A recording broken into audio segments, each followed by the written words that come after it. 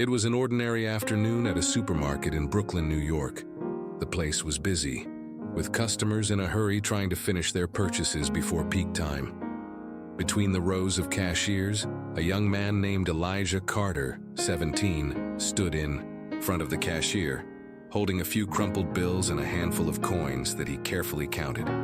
He wore a shabby sweatshirt and visibly worn sneakers. His eyes showed a slight nervousness, not because of the act of counting the coins themselves, but because he could already feel the impatient looks of the people behind him. Among these people was Margaret Holloway, a white woman in her mid-50s, wearing an expensive cardigan and holding a shopping bag from a designer store. Her eyes watched Elijah with a mixture of irritation and contempt.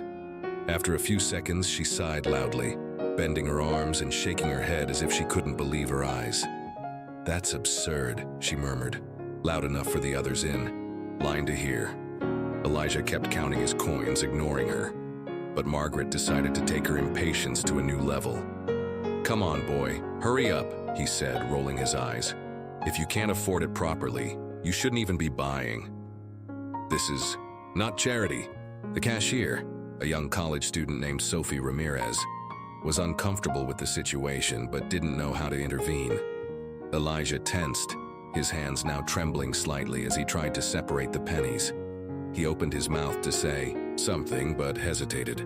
Margaret crossed her arms and turned to the other customers in line. "That's the problem today," he said in a condescending tone. "These kids don't learn that if they don't have money, they shouldn't occupy other people's time." An awkward silence hung in the air. Some people lowered their heads, pretending not to hear. Others watched the scene with discomfort, but no one said anything. Elijah, now visibly embarrassed, looked at his coins, wondering if he should just give up the purchase and get out of there. He didn't want to cause trouble. She just wanted to take a packet of milk, a loaf of bread, and some butter home, since her mother was working twice as hard to support the house alone. The atmosphere of humiliation and judgment was evident. Margaret, with her impatient gaze and words laden with prejudice, managed to turn a simple moment at the checkout into a public scene of embarrassment. However, she didn't know that someone was about to step in and turn the tide. The heavy silence that hung in the air was broken by an angry sound coming from Margaret Holloway. She stepped forward, tapping her foot on the ground impatiently. "That's ridiculous," he exclaimed, throwing his groceries hard at the counter. "People like him always do that. I bet you'll end up leaving without paying everything." His eyes shot at Elijah, who now kept his head down, trying to finish counting the coins as quickly as possible. The cashier, Sophie Ramirez, looked around, waiting for someone to say something to contain the tension, but no one said anything. Some customers in line avoided eye contact, while others looked at Elijah with uncertain expressions. A middle-aged man in a suit and tie, who held a coffee in his hand, whispered to the woman next to him, "This is getting uncomfortable." The woman agreed with a discreet nod but said nothing. Margaret, realizing that no one was contradicting her, raised her voice still higher. "I can't believe I'm wasting my time here. This supermarket should have a separate line for people like that. Or rather, he should shop elsewhere." Now all the customers in the checkout area were paying attention to the scene. Some took their cell phones, perhaps out of reflex or because they understood that something wrong was happening. Sophie, the attendant, looked at Elijah with compassion and tried to speed up the process, but the young man was clearly shaken, his hands shaking as he counted the last coins. Margaret then snorted and turned to the other customers, seeking support. "Do you think that's fair? We're all here, busy with our lives, and we have to wait while someone who doesn't even know how to count money slows us down." The discomfort in the queue increased. Some began to murmur, and the buzz grew. But still, no one had said anything directly against Margaret. It was then that a firm and deep voice echoed in the room. "If he is counting coin by coin, it is because he is giving value to every penny. Who are we to judge him?" The voice came from an elderly gentleman who was a few steps behind Margaret. He wore a gray coat and held a simple shopping bag. His name was Thomas Beckett, a retired veteran who had lived in the neighborhood for decades. His eyes, full of wisdom and authority, were fixed on her. Margaret spun on her heel, surprised to have been confronted. "What's it like?" Thomas stepped forward, now facing her directly. "You're trying to humiliate a young man who is just trying to pay for his groceries. That says more about you than it does about him." The hubbub ceased. The air became heavy. Suddenly, the tables began to turn. The entire supermarket seemed to have held its breath. Margaret Holloway looked at Thomas Beckett, the elderly gentleman, who had confronted her, with an expression of surprise and indignation. She didn't expect to be challenged. "You have nothing to do with it, sir," he retorted, crossing his arms. "I'm just stating the obvious." Thomas gave a small smile, but his voice remained steady. "The obvious? What is obvious to me is that a young man like him, who is here just trying to pay for his groceries, does not deserve to be treated this way." Elijah, still holding his coins, looked at Thomas with a mixture of gratitude and incredulity. He wasn't used to someone standing up for him like that. Margaret rolled her eyes and let out a dry laugh.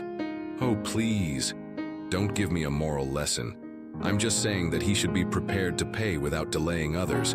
This is not a charity. Shelter." It was then that Thomas stepped forward and looked directly at her, his eyes charged with a silent authority. "When I was his age, I also counted coins to buy bread," he said, his voice gaining weight. "I came from a poor family. My mom worked 2 jobs, and sometimes I stood in line at a grocery store like this, trying to make the money last. And do you know what I remember most about that time?" Margaret did not answer. The silence that formed indicated that she was not as sure of herself as before. "I remember how some people looked at me with contempt," Thomas continued, "as if I had no right to be there, as if the mere fact of not having enough money made me inferior. And I remember the times when someone did exactly what you just did now, humiliate me publicly, as if I was nothing." Margaret opened her mouth to answer, but Thomas raised his hand, preventing her from interrupting him. "But I also remember a specific moment," he said, looking directly at Elijah. "Once, a stranger paid for my food without saying anything. He just smiled and moved on. That gesture changed my life. Not because I needed the money, but because it showed me that there was still humanity in the world." Margaret looked away, uncomfortable. Some people in line began to murmur among themselves, and the atmosphere of the supermarket seemed to have transformed. Thomas then looked at Sophie, the box, and said calmly, "How long is it before he completes the amount?" Sophie looked at Elijah, who, embarrassed, muttered, "There are 75 cents left." Thomas smiled and placed $1 on the counter. "Here it is, and keep the change." The simple but meaningful gesture completely broke the tension in the room. Some customers smiled, others nodded in approval. Margaret, now clearly uncomfortable, took a step back, as if she wanted to disappear. Elijah picked up his groceries, swallowing. He wanted to say something, but the words failed. Thomas, noticing his hesitation, put a hand gently on the boy's shoulder and said, "Don't bow your head for anyone's sake, son. You're worth a lot more than a few coins." At that moment, something had changed, and the story was just beginning. Thomas Beckett's gesture of paying the remaining pennies of Elijah Carter's purchase seemed to have completely changed the mood of the supermarket. The initial tension, fueled by Margaret Holloway's impatience and arrogance, now gave way to a silence charged with reflection. But what no one expected was that this small scene would gain much larger proportions. It was then that Sarah Levine, a 27-year-old who was a few positions behind in the queue, took out her cell phone and started recording discreetly. His gut told him that this was more than just a discussion in the marketplace. It was a lesson in empathy and humanity that needed to be shared. The camera captured the exact moment when Thomas placed the $1 on the counter and said, "Here it is, and keep the change." Elijah's surprised and emotional look, Margaret's uncomfortable expression, the whisper of approval from the people around her, everything was registered. Other customers also started to take their cell phones. The supermarket, which minutes before was just a common shopping environment, had become the stage for something bigger. Margaret realized she was being filmed and tried to walk away. "Don't," "Do you have anything better to do?" he grumbled, lowering his head and squeezing the strap of his bag tightly. But it was too late. The video was already being uploaded to Instagram, Twitter, and TikTok. Sarah added the caption, "This gentleman just gave a lesson in humanity to a woman who humiliated a young man for paying for his purchases with coins. We need more people like him in the world." In less than an hour, the video began to gain traction. Comments quickly emerged. "This gentleman is an example of how we should treat each other. Shame on this woman. Why do some people judge so much without knowing the other story?" The look on this boy broke my heart. I'm glad someone did something. As more people watched, the story spread like wildfire. Influencers shared the video, public personalities commented, and even journalists began to join the conversation. Margaret, who initially wanted to just go about her day as if nothing had happened, would soon discover that this would not be the case. The whole world was now watching. As the cell phones continued to record, the weight of the moment was evident. Margaret Holloway, now visibly uncomfortable, tried to avoid the stares around her. Her face turned red when she realized that the cameras were focused on her. Thomas Beckett, however, maintained his firm stance. He looked around, making sure his message was being heard, and then turned to Margaret, her voice charged with experience and emotion. "Do you think this boy deserves to be treated like this?" "Because he's counting coins?" he asked, crossing his arms. Margaret did not answer. He just rolled his eyes as if he wanted to end the matter. "I'll tell you a story," Thomas continued, ignoring her silence. "A true story. When I was 12 years old, my mother sent me to the market to buy bread and milk. I got there with a few coins squeezed in the palm of my hand, hoping they would be enough." Elijah lifted his head and looked at Thomas attentively. "But when I got to the cashier, I realized I didn't have enough. There were a few cents left. I stood there, not knowing what to do. The cashier looked at me with pity, and the people in line began to murmur. It was one of the most humiliating moments of my life." He took a deep breath before continuing. "Then a woman in line behind me snorted loudly and said almost the same words you just said today. 'If you don't have enough money, you shouldn't be buying anything.'" The silence became even heavier. Everyone in line seemed stuck in history. "I've never forgotten that moment," Thomas said, looking directly at Margaret. "Because that day, I learned that some people will judge you without even knowing who you are or what you're going through." Margaret looked away, unable to look at him. Before I could leave the market in shame, someone else, a stranger, put some coins on the counter and just said, "Keep the change, boy." He smiled slightly, remembering that day. This man didn't humiliate me. He didn't make me feel inferior. He just saw a boy trying to bring food home and decided to help. And that, Mrs. Holloway, was something that never left my memory. Elijah, who until then had been trying to keep his composure, felt a lump in his throat. He knew that feeling well. "Today," Thomas finished, "I saw this boy here and knew exactly how he was feeling, and I refused to let him go through it alone." Those words, loaded with history and emotion, made the crowd absorb the moment differently. Someone in line muttered, "That man is right." Margaret had no more answers. She knew that no matter what she said, the damage was already done, and the look of everyone around made it clear that, on that day, her attitude would be remembered, but not for the reason she would have liked. The entire supermarket seemed frozen in time. Thomas Beckett's account had completely changed the atmosphere. What was once just a moment of impatience and humiliation now became a profound call to reflection. Margaret Holloway, who until then had exuded arrogance, began to change her stance. His arms, once crossed in a gesture of superiority, were now slumped at his sides. Her gaze wandered across the floor, avoiding contact with the cameras, and Elijah Carter himself, the boy she had humiliated. But the impact wasn't just on Margaret. Other customers in the queue also seemed uncomfortable, as if they had realized that by staying silent, they had allowed that behavior to occur. It was at that moment that Sophie Ramirez, the cashier at the supermarket, took courage and broke the silence. "You're right, Mr. Beckett," she said, looking at Elijah. "No one should be treated like this for paying with coins. His money is worth as much as anyone else's. Elijah looked up at her in surprise. Sophie then looked at Margaret and continued, "If you ever need to count coins to buy something, I hope no one makes you feel like this boy felt today." The words hit hard. Margaret opened her mouth to answer, but no sound came out. For the first time, he seemed truly speechless. It was then that an older woman in line, Martha Collins, who until then had only been watching, decided to act. She stepped forward and pulled a $20 bill out of her wallet. "Here, Elijah," she said, handing him the money. "Take that and buy whatever you want." Elijah widened his eyes, hesitating.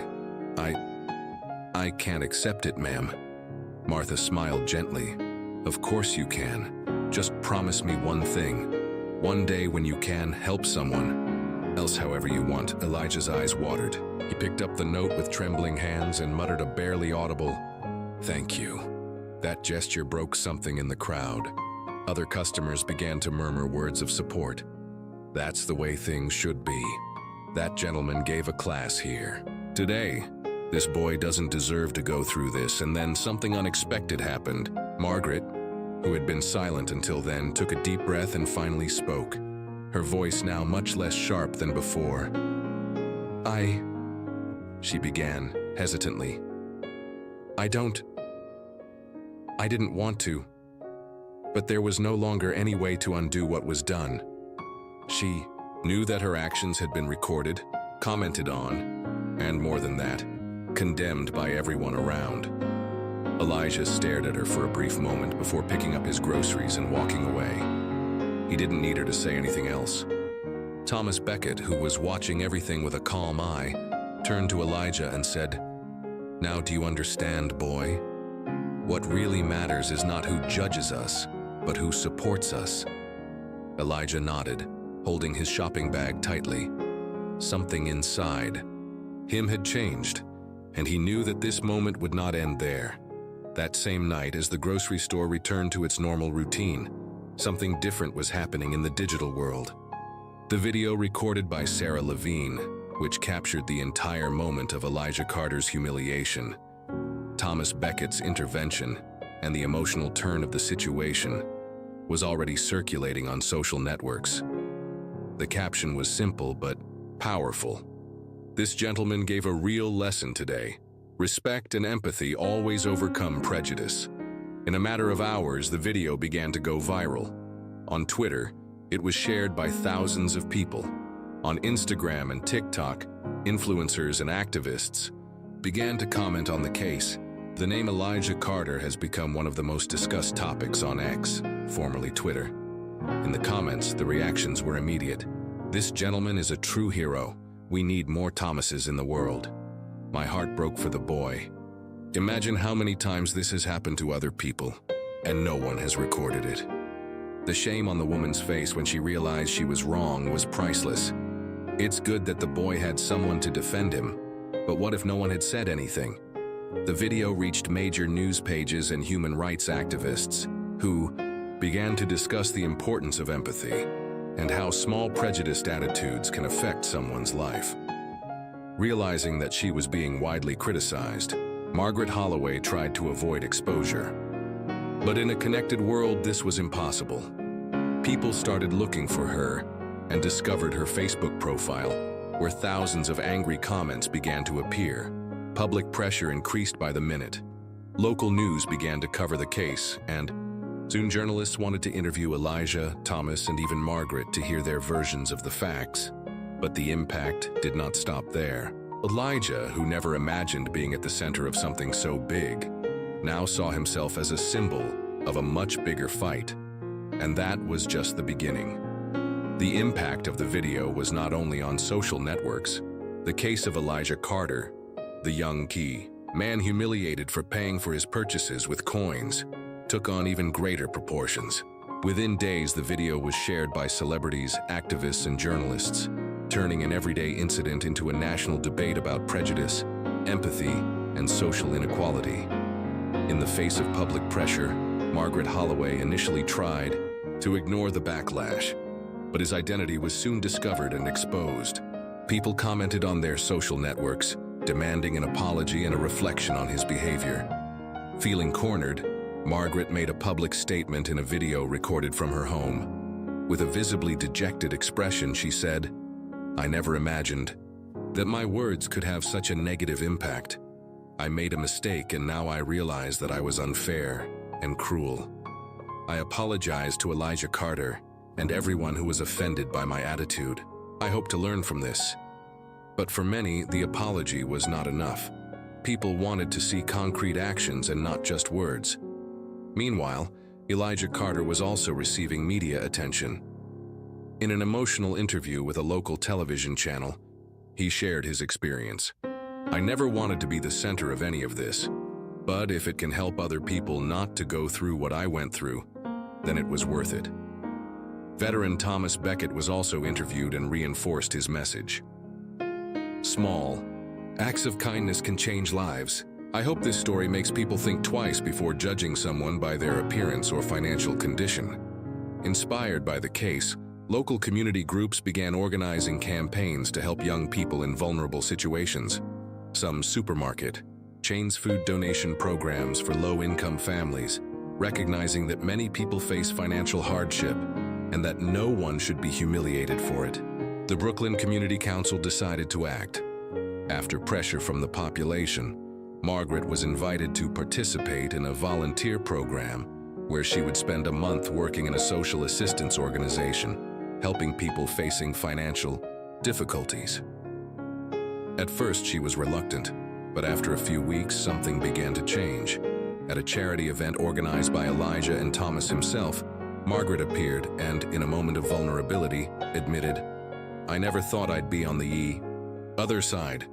Hearing stories of people who go through real hardships, I was insensitive and arrogant.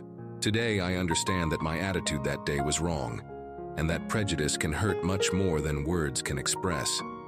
With the support of Thomas and the community, Elijah began speaking at schools and events about respect, empathy, and overcoming. He created a small project called Every Coin Counts, which raised funds for low-income students to buy school supplies and food without having to feel ashamed of their conditions. Months later, the lives of everyone involved had changed. Elijah became a symbol of resilience. Margaret had her second chance to learn and grow, and Thomas Becket was recognized as an example of wisdom and compassion. That simple incident in a supermarket became a movement for more empathy, respect. And at the end of the day, as Thomas had said that afternoon, what really matters is not who judges us, but who supports us.